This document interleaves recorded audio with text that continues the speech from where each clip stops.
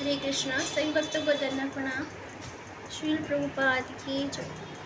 संसार दावा नललीढलोका त्राणाय कारुण्य घन घनात्मं प्रापत्य कल्याण गुणानुवास्य वन्दे गुरो श्रीचरणारविन्दं महाप्रभु कीर्तन नृत्य गीत वादित्र माद्यन मनसुरसेन रोमाञ्चक्रं पशु तरंग भाजो वन्दे गुरो श्रीचरणारविन्दं श्रीविग्रहाराधन नित्यनाना शृङ्गारतन मन्दिरमर्चनादो युक्तस्य भक्ताश्रीकुञ्जतोऽपि वन्दे गुरो श्रीचरणारविन्दं चतुर्विधा श्रीभगवत्प्रसाद स्वदानुतृप्तान् हरिभक्तसङ्गान् प्रत्यवत्राप्तिं भजतु सदैव वन्दे गुरो श्रीचरणारविन्दं श्रीराधिका माधव्योरपार माधुर्य लीला गुणरूपनाम्ना परीक्ष्णस्वादनलोलुपास्य वन्दे गुरो श्रीचरणारविन्दं निकुञ्जनोरतिकेलिसिदाय यायालिभिर्योक्तिरपेक्षणीय तथा त्रिदाक्षाततिवल्लभस्य वन्दे गुरो श्रीचरणारविन्दं साक्षात् धरित्वेन समस्तशास्त्रे युक्तस्तथा भावेव साध्वी किन्तु प्रभो यः प्रियैव तस्य वन्दे गुरो श्रीचरणारविन्दं यस्य प्रसादाद् भगवत्प्रसादो यस्य प्रसादनागति कुतोऽपि ध्यानस्तु अंस्तस्य यशस्त्रीसन्ध्या वन्दे गुरो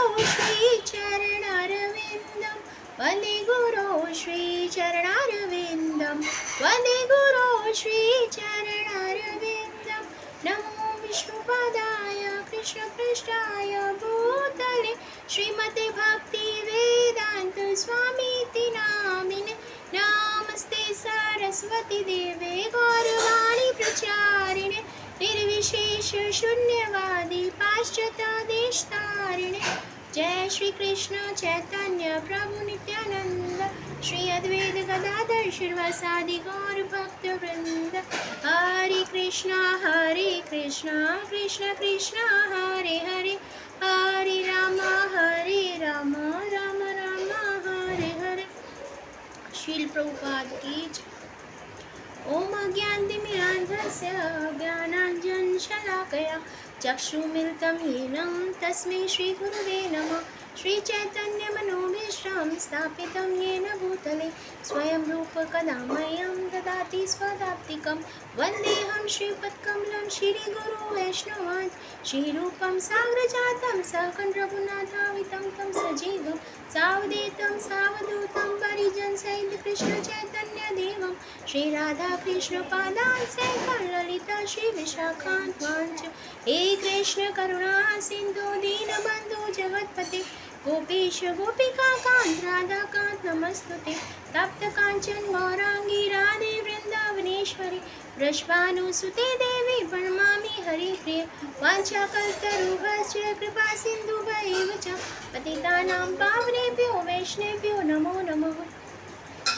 जय श्री कृष्ण चैतन्य प्रभु नित्यानंद श्री अद्वैत गदाधर श्रीवासादि गौर भक्त वृंद हरे कृष्ण कृष्ण कृष्ण हरे हरे हरे राम राम राम हरे हरे।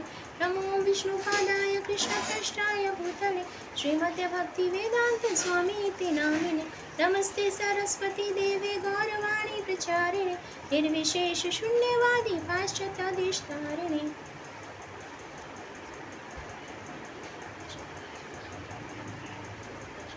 हरे कृष्णा। तो आज जैसे कि मेरी क्लास है, अगर मुझसे कोई गलती हो गई तो क्षमा कीजिएगा माता जी। तो आज श्लोक का नंबर 45 लेना है।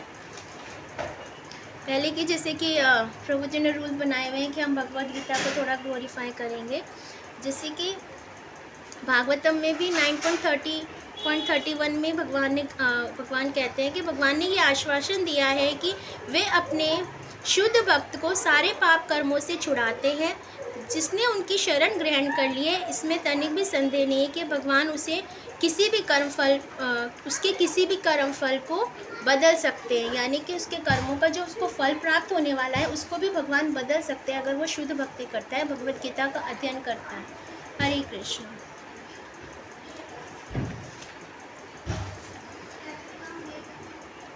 जैसे कि कल हमने पढ़ा था, प्रभु जी ने और माता जी ने इतना सुंदर समझाया था कि यहाँ पे हमें यही बताया गया कि जो अल्पज्ञानी मनुष्य है वो वेदों को मतलब इस तरह से पढ़ते हैं कि यानी कि कर्मकांड की स्थिति में पढ़ते हैं कि जब कुछ प्राप्त करने के लिए जब भगवान की पूजा करते हैं, अध्ययन करते हैं, तो उनको कुछ भी प्राप्त नहीं होता। तो आज का श्लोक का नंबर है 45।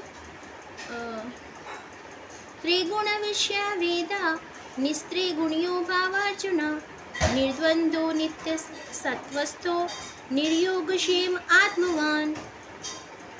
त्रिगुणीय प्रकृति के तीनों गुण से संबंधित विषयों में वेद साहित्य निस्त्रेय गुण्य प्रकृति के तीनों गुणों से परे भव हो अर्जुन, हे अर्जुन, निर्द्वंद द्वैत से मुक्त, नित्य सत्वरत नित्य शुद्ध सत्व में स्थित, निर्योगक्षेम लाभ तथा रक्षा के भावों से युक्त मुक्त, आत्मवान आत्मा में स्थित। तात्पर्य श्रील प्रभुपाद द्वारा। हरे कृष्ण। वेदों में मुख्यतः प्रकृति के तीनों गुणों का वर्णन हुआ है। हे अर्जुन, इन 3 गुणों से ऊपर उठो, समस्त वेद और लाभ तथा सुरक्षा की सारी चिंताओं से मुक्त होकर आत्मपरायण बनो। तात्पर्य, सारे भौतिक कार्यों में प्रकृति के तीनों गुणों की क्रियाएं तथा प्रक्रियाएं निहित होती हैं। उनका उद्देश्य कर्म फल होता है जो भौतिक जगत में बंधन का कारण है। यहाँ पे हमें भगवान अर्जुन को यही बता रहे हैं कि जो भी कार्य करते हैं वो 3 गुणों के अधीन होकर करते हैं। हम जैसे कोई भी पूरे दिन में हम लोग सारा दिन हम सत्व गुण में नहीं रह सकते, रजोगुण में नहीं रह सकते, तमोगुण में नहीं रह सकते। तो हम अपनी कहते हैं ना कि अपनी उसके हिसाब से जीवन शैली, व्यवहार और भावना के हिसाब से हमारे जो गुण हैं वो बदलते रहते हैं। यहाँ पे तीनों गुणों का उल्लेख दिया हुआ है कि जैसे जो गुण है वो हमें अपने जन्म से मिलता है। जैसे कि जिस गुण में हम लोग के कहते हैं ना बर्थ हुआ है और हम जिस गुण में हमारा जिसे कहते हैं ना पालन पोषण हुआ है, वही गुण हमें जन्म से प्राप्त होते हैं।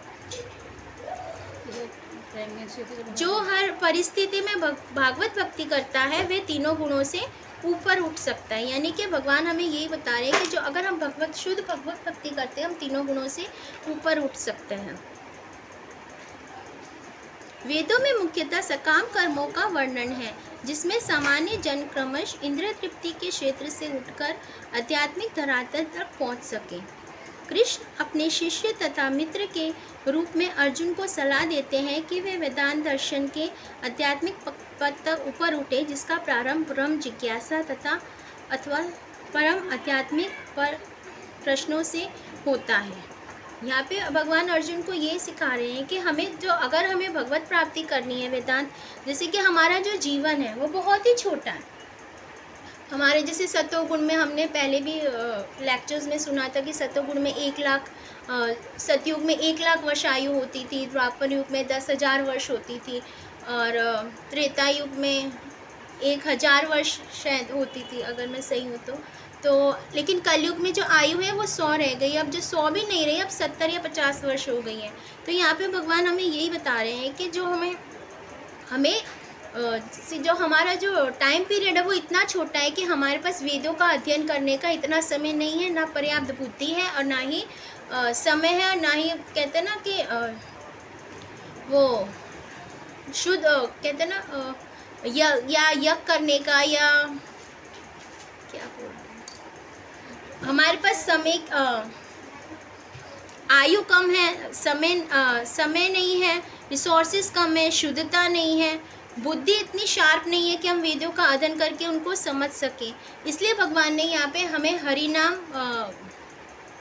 हरिनाम करने का और प्रामाणिक गुरु के भगवत गीता सीखने का और समझने का प्रामाणिक गुरु की शरण में जाके भगवत गीता सीखने का और समझने का अवसर प्रदान किया है यहाँ पे भगवत गीता हमें देके, ताकि हम भगवान के आत्म साक्षात्कार कर सकें और भगवान की कृपा प्राप्त कर सकें, भगवान को हम पा सकें।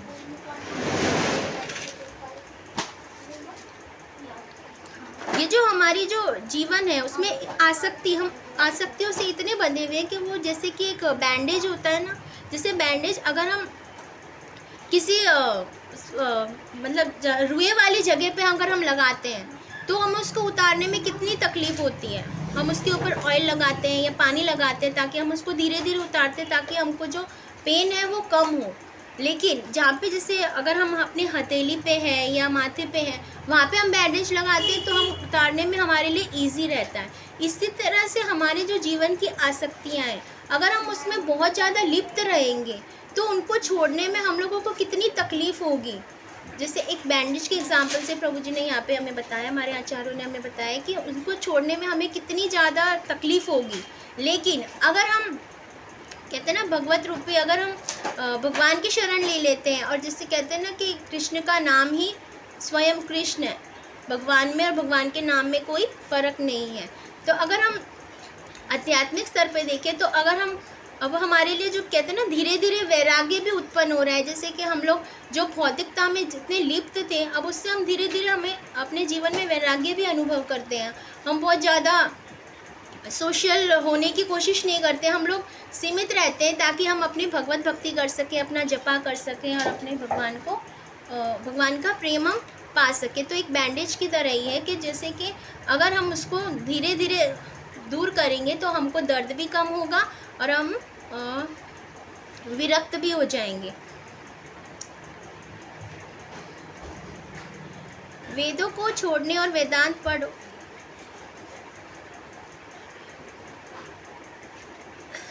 आगे पढ़ते हैं।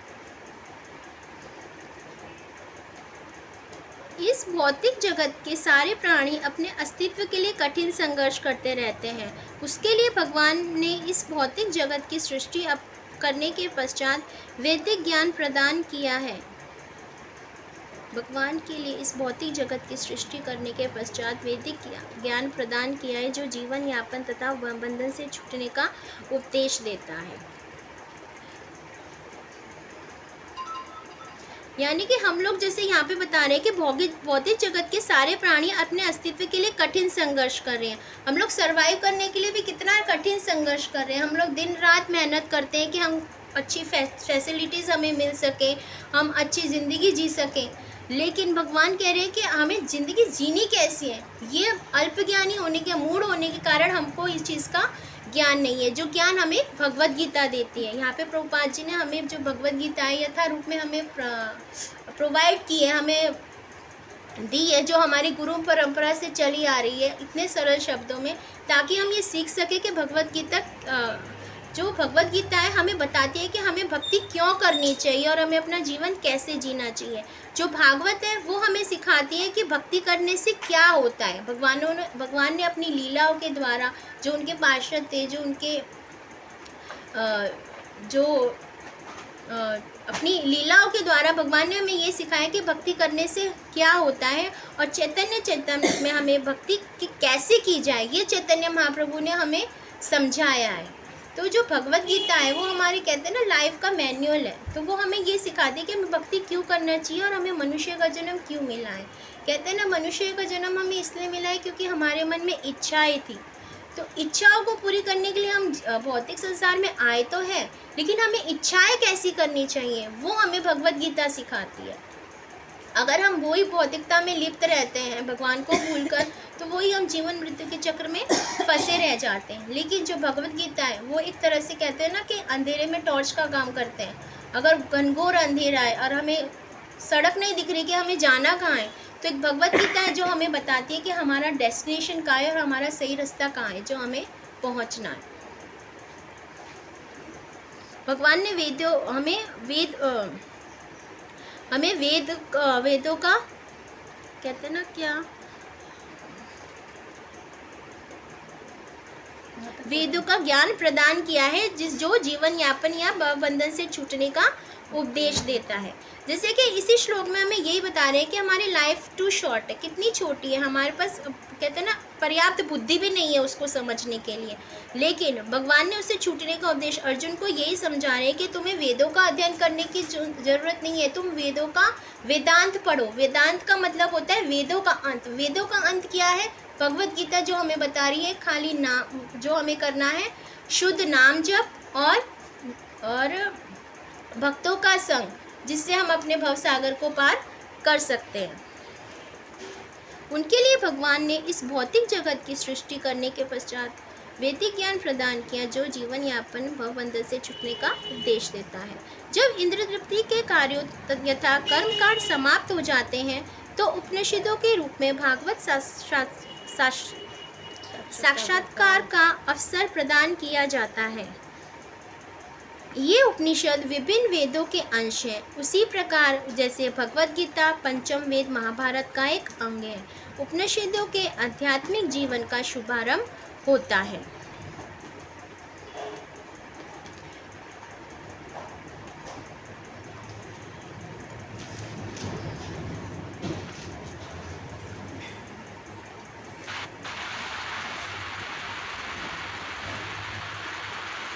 यहाँ पे यही बता रहे हैं कि जब कर्मकांड समाप्त हो जाते हैं तो उपनिषदों के रूप में भागवत साक्षात्कार का अवसर प्रदान किया जाता है।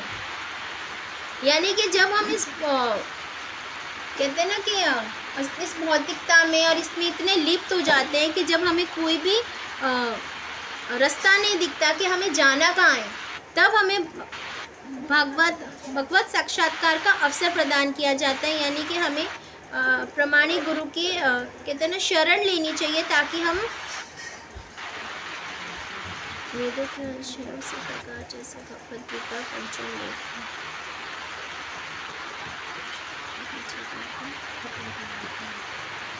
उपनिषदों से ही आध्यात्मिक जीवन का शुभारंभ होता है। यानी कि जब हम वेदों का अध्ययन करेंगे तभी हमारी जो कहते हैं ना बुद्धि विकसित होएगी और हमें पता चलेगा कि हमारा हम कौन हैं और हमें हरे कृष्ण माता जी आपकी आवाज ना थोड़ी कट के आ रही है। हरे कृष्ण माता जी शायद आप नेट थोड़ा सा अभी मैं चेक करती हूँ माता जी, नेट चेक।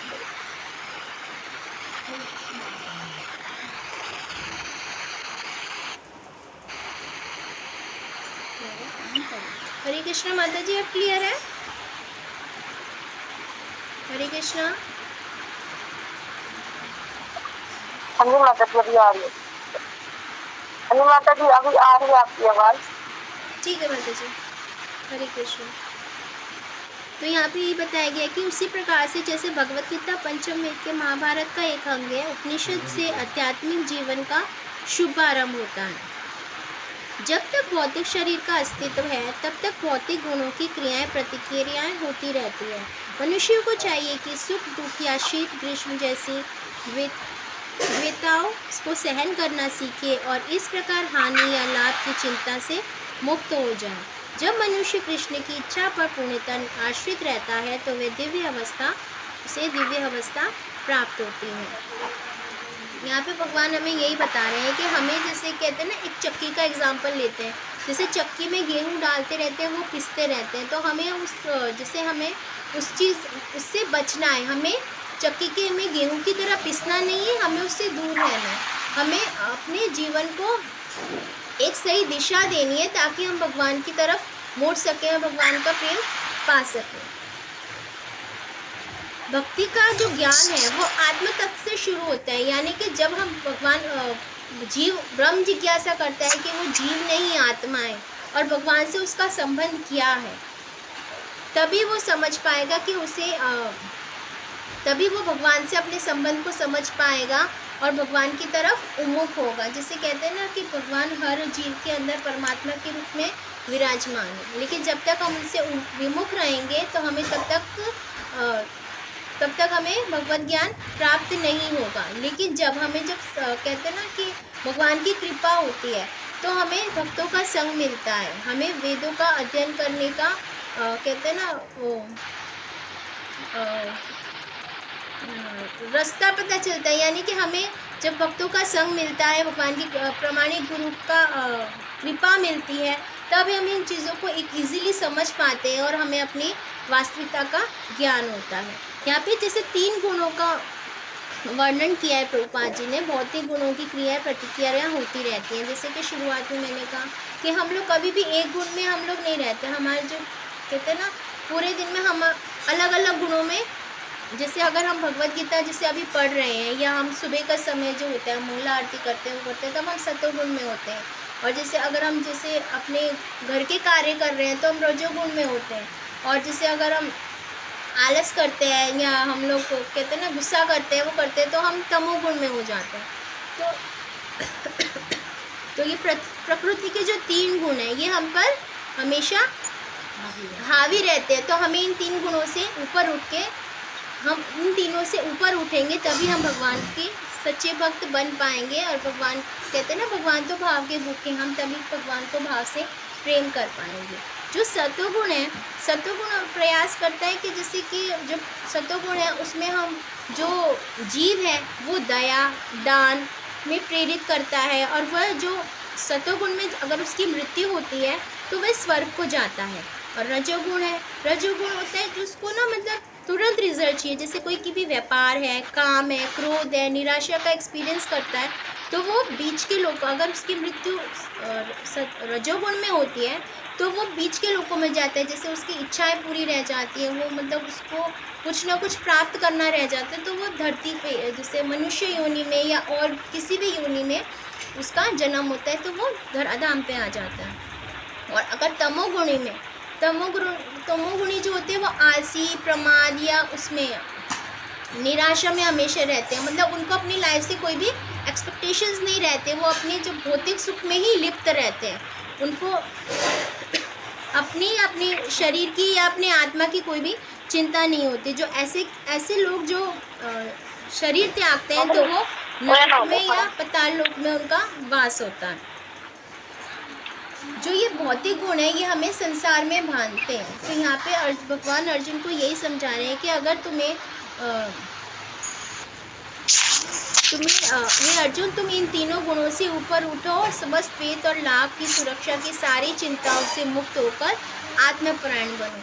और यहाँ पे इस श्लोका के एंड में भी भगवान हमें यही बता रहे हैं कि जब मनुष्य कृष्ण की इच्छा पर, यानी कि हम पूरी भगवान पे डिपेंड हो जाते हैं कि हम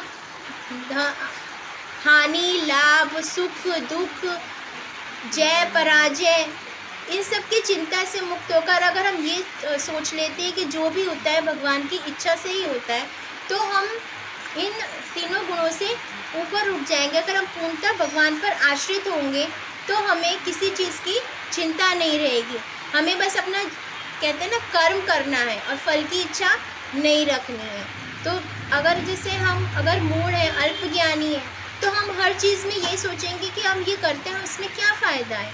अब जैसे हम रोज़ पूजा करते हैं, ये करते हैं, लेकिन मैं अपने ही बारे में बता रही हूँ कि हम रोज़ मंगला आरती भी करते हैं, जपा भी करते हैं, लेकिन कहीं ना कहीं संतुष्टि रहती है कि हमने ठीक से जपा नहीं किया, या हमने जो आज रीडिंग नहीं की, वो नहीं की, तो हम अभी इन 3 गुणों में ही फंसे रह जाते हैं।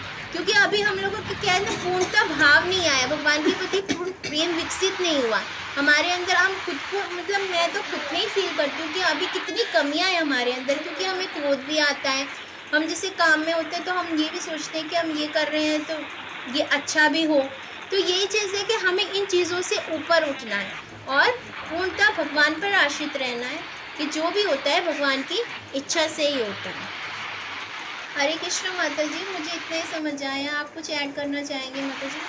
हरे कृष्ण। हरे कृष्ण। बहुत सुंदर माता जी आप समझा रहे, बहुत सुंदर आप बता रहे।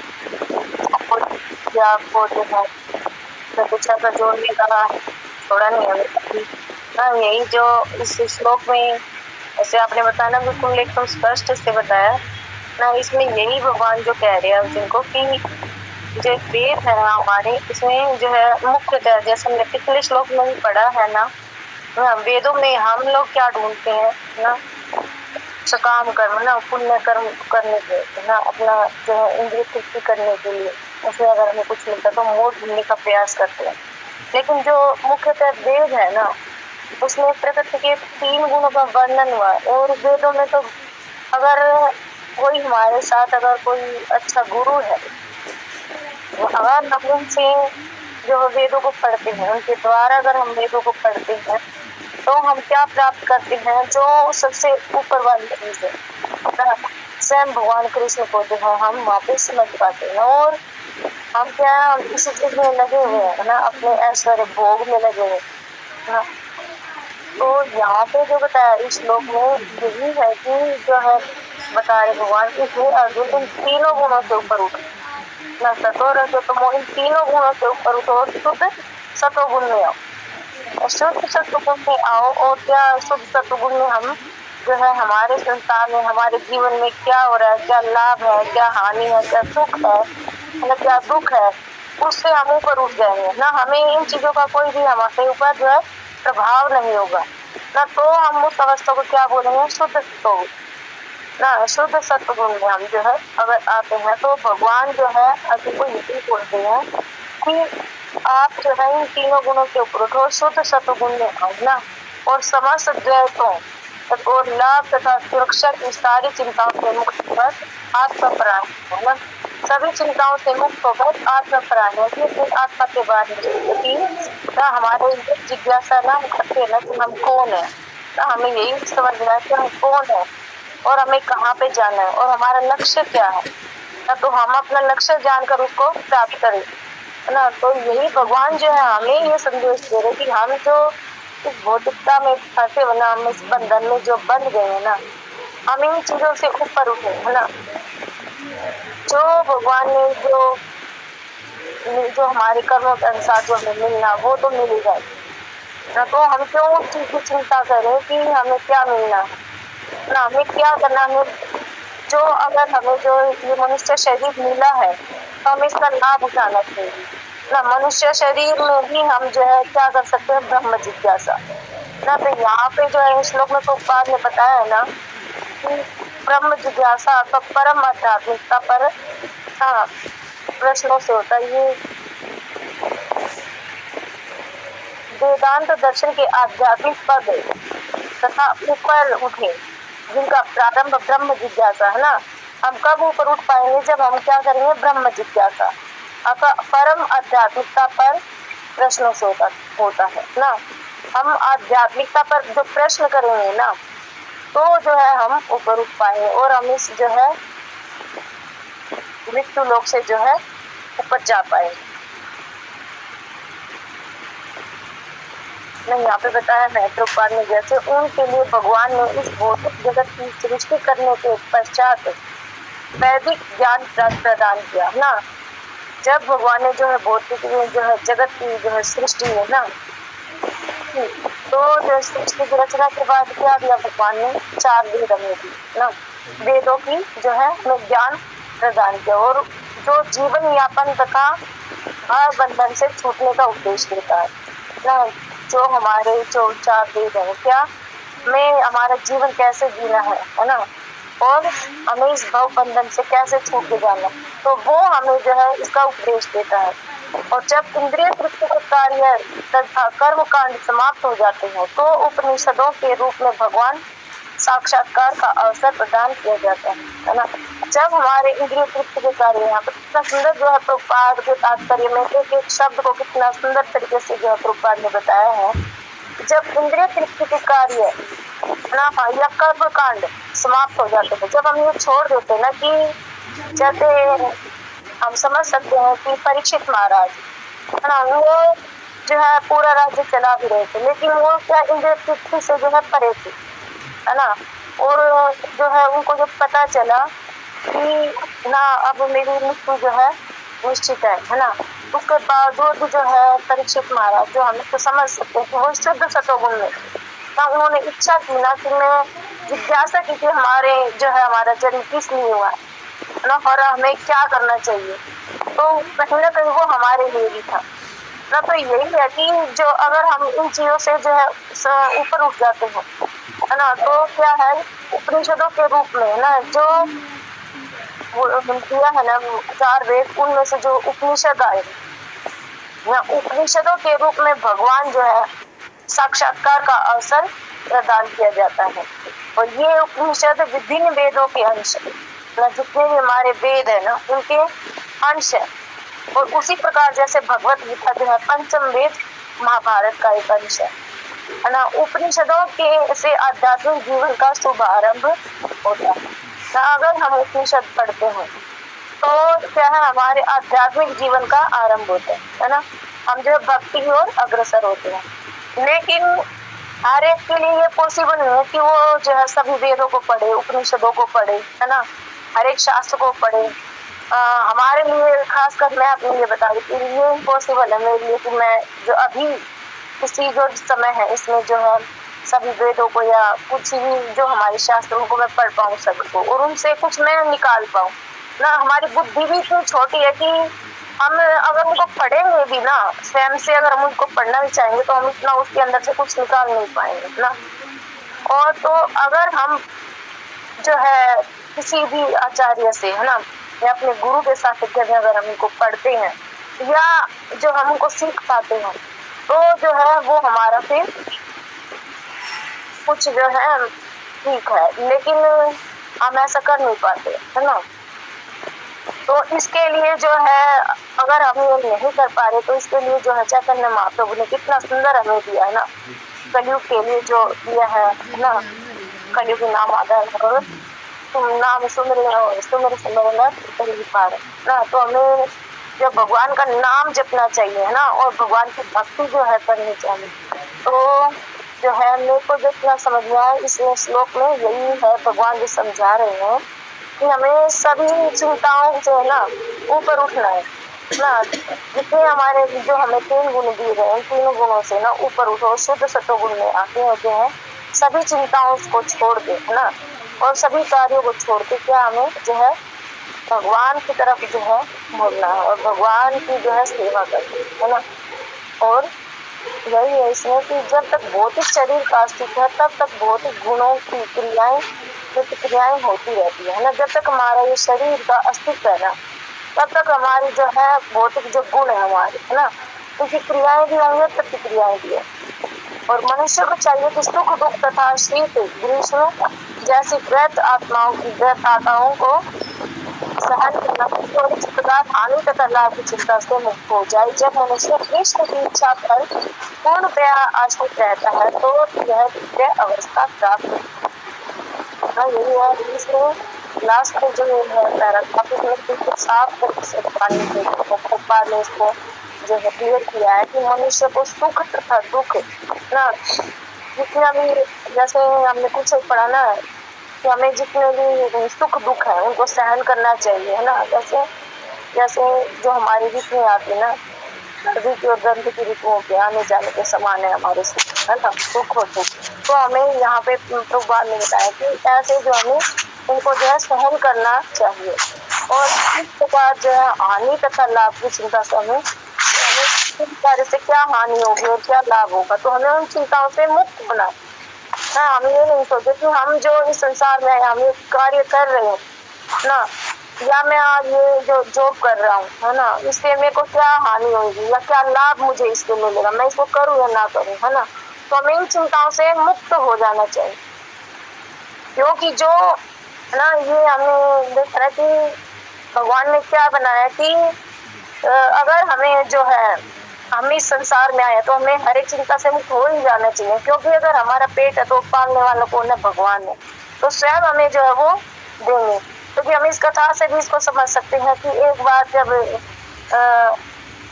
एक है ना पंडित था, है ना, वो जो मंदिर में है ना हमेशा जो है सुबह सुबह 4 बजे जो है लग जाया करता था प्रहलाद के लिए करने। तो उसके पास एक सेठ रहा करता था, वो उसको बोलता था कि मेरे को ना नींद ना आप मेरी खराब कर देते हो सुबह सुबह इतना ही घंटी वगैरह बजा बजा के, और ना आप ये बजाया ना करो। तो जो उन सेठ की जो धर्मपत्नी थी वो बोल रही है कि आप कैसे बोल रहे, क्योंकि नहीं मेरे को सोना होता है ना, फिर मेरे को सारा दिन कार्य करना होता है, और अगर मैं कार्य नहीं करूंगा तो क्या कमाऊंगा, और कमाऊंगा नहीं तो क्या खाऊंगा, है ना। तो फिर उनकी पत्नी बोलती कि आप नहीं नहीं तो कोई ऐसे आप बोल सकते कि मैं क्या कमाऊंगा, कमाने अगर आप कमा रहे तो वो भी भगवान की कृपा से ही है ना, और अगर खा रहे हैं तो वो भी भगवान की कृपा से ही। और ये नहीं है कि आप कमाओगे नहीं तो आपको खाने को नहीं मिलेगा, क्योंकि भगवान ने सबके खाने की व्यवस्था तो की है ना। तो वो कह रहे नहीं, मैं नहीं खाना चाहूंगा तो क्या तुम्हारे भगवान मेरे को जबरदस्ती खिलाएंगे, है ना। तो हाँ, अगर आप भगवान को खिलाना है तो आपको जबरदस्ती भी खिलाएंगे। तो बोल रहा कि नहीं, जबरदस्ती कैसे खिलाएंगे, नहीं, तो भगवान तो अगर खिलाना है तो जबरदस्ती भी आपको पकड़ के खिलाएंगे, तो आप क्यों इन चिंताओं में पड़े। तो उस समय जो है सोचता कि नहीं, मैं भी देखूं कि तुम्हारा भगवान कैसा है, कैसे वो जो है मुझे जबरदस्ती खिलाता है ना। तो जैसे उसने उस दिन ये सोचा कि मैं जंगल में जाता हूँ और मैं कहीं एकांत में जाके बैठ जाता हूँ, देखता हूँ कि कौन ऐसा भगवान है जो मेरे को खिलाता है ना। तो जैसे जंगल में जाके बैठा है, पेड़ के नीचे जाके बैठा है ना, उसी समय जो है एक गांव वाले जो है आते हैं वहां पे और अपना सभी अपना सामान लेके आते हैं। और ये इस डर से लेके आते हैं कि ना कोई वहां पे जो डाकू वगैरह हैं वो उस गांव को लूटने के लिए आते थे ना, तो उनके डर से वो अपना सामान और अपना भोजन लेके आते हैं। तो उसी जो है वृक्ष के नीचे वो बैठते हैं और सोचते कि चलो यहाँ पे हम थोड़ा सा, अभी कोई नहीं दिख रहा तो चलो हम ये थोड़ा सा भोजन पा लेते हैं ना, थोड़ा प्रसाद पा लेते हैं। तो उसी समय जो है घोड़े की ना पैरों की जो आवाज उनको सुनाई देती है, तो उन्होंने सोचा कि ना जो डाकू है वो इधर ही आ रहे हैं और तुम यहाँ से जब तक निकल लो, वरना कभी ना हम यहाँ पे प्रसाद पाने के लिए बैठे और वो हमें जो है हमारा सारा धन लूट के ले जाए।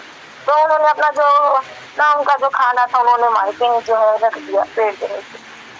अब जो शेर था उसने सोचा कि मैं ना यहाँ पे अगर मैं बैठा रहूंगा तो क्या ना है ना, ये जो डाकू है कहीं वो मेरे को ना मार दे। तो उसने क्या किया, वो पेड़ पे चढ़ के बैठ गया, पेड़ के ऊपर जैसे चढ़ के बैठ गया। तो आए हैं वहां पे जो डाकू लोग, तो वहां पे जैसे आए हैं तो उन्होंने सोचा कि यहाँ पे तो कोई गांव वाले शायद अपना सामान छोड़ के यहाँ से भाग गए हैं, तो हम भी थक गए हैं, तो हम क्यों ना ये जो यहाँ पे इन्होंने अपना ना प्रसाद खोला हुआ है तो क्यों ना हम इसको जो है पा लें ना, हमें भी तो भूख सता रही है तो हम इसको जो है पा सकते हैं। तो उनमें से एक जन बोल रहा है कि नहीं, ये जरूरी नहीं है कि वो अपना छोड़ के भाग गए हो, ऐसा भी तो हो सकता है उन्होंने कुछ इसमें मिला दिया हमें मारने के लिए, है ना, हम इसको कैसे खा सकते हैं। तो उनमें से फिर एक बोलता है कि तो हम ऐसा करते हैं, देखते हैं कि किसी को हम पहले इसको खिला के देख लेते हैं, अगर कोई खाता है इसको, अगर वो ठीक है तो फिर ठीक है। तो फिर उन्होंने देखा कि देखते हैं कोई यहाँ पे कोई है क्या, तो उन्होंने चारों तरफ देखा तो कोई दिखाई नहीं दिया। तो एक जन की नजर जैसे पेड़ के ऊपर जाती है तो कोई एक उनको मिलता है, तो कह रहे कि हाँ ऊपर पेड़ के ऊपर कोई चढ़ा हुआ है, तो नीचे आओ नीचे आओ, आप नीचे आओ, नीचे उतरो। तो नहीं मैं ये भोजन ना मेरा नहीं है, नहीं आप आओ तो सही नीचे। तो उन्होंने जैसे नीचा तो आप इसको ना, आप भी क्या उन गाँव में आपने इस जरूर है ये रखा है ये सारा भोजन और आप ऊपर चढ़ के देख रहे हो कि ना हम ये खाएंगे और हम क्या इसको खत्म हो जाएंगे खा के। तो लेकिन जो है वो जो साहूकार है वो बोलता है कि नहीं ऐसा नहीं है, मैंने तो नहीं रखा इसको, तो अगर तुमने नहीं रखा तो तुम इसको खाओ, पहले इसको खाओ तो हम बाद में इसको पाएंगे। कि नहीं मैं तो आज नहीं खाऊंगा, मैंने तो प्रण लिया कि मैं आज कुछ नहीं खाऊंगा। तो फिर वो बोला डॉक्टर नहीं तुम जानबूझ के नहीं खा रहे हो, तुमने इसमें जहर मिलाया है ना, अब तो तुम्हें जरूर खाना पड़ेगा। तो भी वो बोला कि नहीं ना आप, हाँ मैं आपके सामने ना हाथ जोड़ रहा हूँ लेकिन मैं खाऊंगा नहीं। लेकिन फिर भी वो बोलने जा रहे कि नहीं आपको तो खाना ही पड़ेगा, वो बार बार उसको जो है ना फोर्स कर रहे कि आपको खाना पड़ेगा। तो जब भी वो नहीं खा रहा तो अगर आप नहीं खाओगे तो हम डंडे मार के आपको खिलाएंगे ना, आपको मार के खिलाएंगे लेकिन आपको खाना पड़ेगा। तो उस समय जो है वो साहूकार समझ जाता है ये बात कि हाँ स्वयं भगवान है ना, भगवान तो है जो उन्होंने जो जैसे बताया ना मेरी धर्मपत्नी ने ना कि भगवान को अगर खिलाना होगा तो वो मार के खिलाएंगे। तो आज वो जो है बात वो सिद्ध हो रही है ना। तो यही इसमें है कि ना, अगर भगवान है तो हम क्यों किसी बात की भी चिंता करें। हमें सभी सारी चिंताओं को जो छोड़ देना चाहिए, और हमें जो है क्या हमारे लिए जो है बताया है इसमें श्लोक में कि हमें क्या करना चाहिए। भगवान की भक्ति में हमें रखो, भगवान की भक्ति जो हमें पूर्ण रूप से करनी है ना। और हमारा जो कलयुग में, जैसे माता जी ने बताया अभी कि ना, सतयुग में क्या था, क्या नाम है ना, ध्यान की जो पद्धति थी है ना, ध्यान लगाया करते थे। और त्रेता में क्या था ना, यज्ञ हवन। लेकिन आज हम यज्ञ हवन नहीं कर पा रहे ना, क्यों ना, तो उतने शुद्ध ब्राह्मण है ना हमारे पास, उतना अगर हम चाहें तो शुद्ध घी है ना, हम जो है इतना जो यज्ञ कर सकते हैं ना। और जो इसमें द्वापर में क्या है ना, कि जो है अर्चा विग्रह की पूजा हुआ करती थी ना, बड़े बड़े मंदिर बनवाए जाया करते थे। लेकिन आज जो है ना, इतने हम जो है बड़े बड़े मंदिर हम जो है ना, पर और इतनी शुद्ध भाव से जो हम ना भगवान की जो है विग्रह की जो है हम ना इतनी पूजा अर्चना कर भी नहीं पा रहे हैं ना। तो जो है भगवान ने क्या इसमें दिया है कि हमारे कलयुग के लिए ना भगवान का नाम जप कीजिए ना, भगवान का नाम कीर्तन कीजिए है ना। तो यही हमारे लिए जो है इस कलयुग के लिए और हमारे लिए जो है संपूर्ण। तो यही मेरे को समझ में आया। और माता जी, आप माता जी अगर कोई, माता जी विनीता माता जी, आप अगर इसमें कुछ बोलना चाहे तो बोल सकती हैं। और अगर किसी का कोई प्रश्न है तो वो भी जो है पूछ सकता है, या कोई जिज्ञासा है किसी की तो वो भी जो है इसमें पूछ सकता है। हरे कृष्णा माता जी। हरे कृष्णा माता जी, बहुत सुंदर भावना माता जी ने भी किया। और माता जी तो इतना इंतजार से करती है ना, मतलब फुल एनर्जी से करती है, बहुत सुंदर किया। और बबीता माता जी ने तो सब कुछ जोड़ ही दिया इसमें। ये जो कहानी आपने सुनाई माता जी इतनी अच्छी थी कि अगर भगवान चाहे तो उसे मार मार के खिलाएंगे है ना, चाहे ना भी खाना चाहो तो मार मार के खिलाएंगे है ना। तो सबके लिए भगवान ने ना उसकी व्यवस्था करके ही भेजा है। जैसे कि एक छिपकली है, वो अंडा देकर चली जाती, देखने नहीं आती ना कि उसमें से बच्चा निकला, उसको भोजन मिलेगा या नहीं मिलेगा है ना। कछुआ जो है समुद्र से बाहर निकलता है और अंडा दे करके और उसको रेत में छुपा करके चला जाता है, लेकिन उसमें से जो बच्चे निकलते हैं उनको भी भोजन तो मिलता ही है ना। तो सबका इंतजाम भगवान करके ही भेजते हैं, तो सत्य है। और यहाँ पे जैसे श्लोक में बताया गया ना कि त्रिगुण वेद है ना, वेद जो है 3 गुण का वर्णन हुआ है। और तीनों गुणों से आसक्त व्यक्तियों को वेद का प्रयोजन क्या है कि जो व्यक्ति तीनों गुणों में स्थित है ना, क्योंकि कोई जो है वो रजोगुण में है, कोई तमोगुण में है, कोई सतोगुण में है। तो जो तमोगुण में है उनको रजोगुण में उनको ऊपर उठाए, और जो रजो में है उनको सतोगुण में, और सतोज में जो है वो शुद्ध सत्व में उठे। तो वेदों का प्रयोजन यही है। लेकिन क्या है कि मनुष्य जो है ना वो लालची है और मूढ़ है ना, लालची और बुद्धू भी है। तो उसको समझ नहीं पाते कि ये वेद का प्रयोजन है कि हमें इन गुणों से ऊपर उठना है। तो क्या करते हैं कि उसमें जो वर्णन है ना, यज्ञ करो, ये करो, वो करो, तो उसी में फंसे रह जाते हैं। उसका जो मेन सिद्धांत है उसको नहीं समझ पाते। तो इसीलिए मनुष्य जो है, जो सतोगुणी मनुष्य है, वो स्वर्ग की प्राप्ति हो जाती है उनको। और जो रजोगुणी है वो इसी पृथ्वी पे फिर वापस आ जाते हैं, और तमोगुणी मनुष्य जो है वो नीचे के लोकों में चले जाते हैं ना। जैसे एक एग्जाम्पल हम देख सकते हैं, क्योंकि मनुष्य जो है वो मूढ़ है। एग्जाम्पल बहुत अच्छा है कि मथुरा के ब्राह्मण, जो हमने एक बार सेंटर में उसका वो भी हुआ था, मंचन भी हुआ था नाटक का, कि मथुरा के ब्राह्मण हैं जो कि स्वर्ग प्राप्ति के लिए बड़े बड़े यज्ञ कर रहे हैं, और वो खूब बड़े बड़े मंत्रों से मंत्रोच्चारण इतने बड़े बड़े कि उनका मतलब साधारण मनुष्य उनको उच्चारण भी नहीं कर सकता। वो इतने विद्वान ब्राह्मण है ना। लेकिन उनकी पत्नियां जो हैं वो कृष्ण से प्रेम करती हैं, जबकि उन्होंने कृष्ण को कभी देखा नहीं था। केवल वो फूल वाली जो आती थी उनके घर पे, वो बस कृष्ण का वर्णन करती थी, तो वो सुन करके ना उनको प्रेम हो गया था कृष्ण से। तो वो क्या हो गई थी, भगवान की कथा सुन करके ना वो कृष्ण भावना भावित हो गई थी। तो कोई जरूरी नहीं कि भगवान की, और उन पे भगवान ने बहुत कृपा भी की, उनको भगवान ने बाद में दर्शन भी दिया। जब भगवान जंगल में है और भगवान को भूख लगी है, तो अपने मित्रों को बोलते हैं कि जा करके कुछ भोजन का इंतजाम करो। तो मित्र जो हैं जाते हैं, तो उनको ब्राह्मण का घर नजदीक दिखता है, वो जाते हैं तो वहाँ पे मांगते हैं भोजन। तो जो ब्राह्मण यज्ञ कर रहे थे